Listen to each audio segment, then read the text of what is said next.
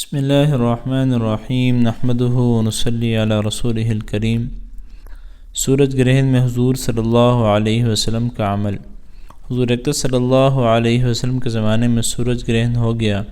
صحابہ رضی اللہ عنہم کو فکر ہوئی کہ اس موقع پر حضور صلی اللہ علیہ وسلم کیا عمل فرمائیں گے، کیا کریں گے، اس کی تحقیق کی جائے۔ جو حضرات اپنے اپنے کام میں مشغول تھے چھوڑ کر دوڑے ہوئے آئے۔ نوعمر لڑکے جو تیر اندازی کی مشق کر رہے تھے ان کو چھوڑ کر لپکے ہوئے آئے تاکہ یہ دیکھیں کہ حضور صلی اللہ علیہ وسلم اس وقت کیا کریں گے۔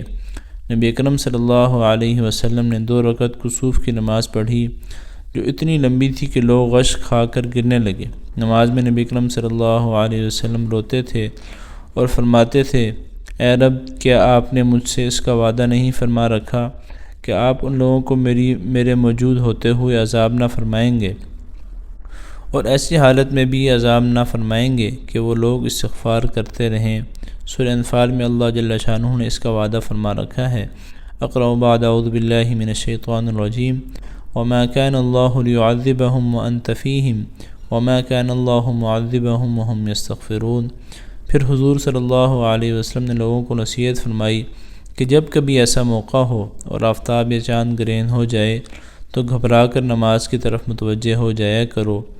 میں جو آخرت کے حالات دیکھتا ہوں اگر تم کو معلوم ہو جائیں تو ہنسنا کم کر دو اور رونے کی کثرت کر دو۔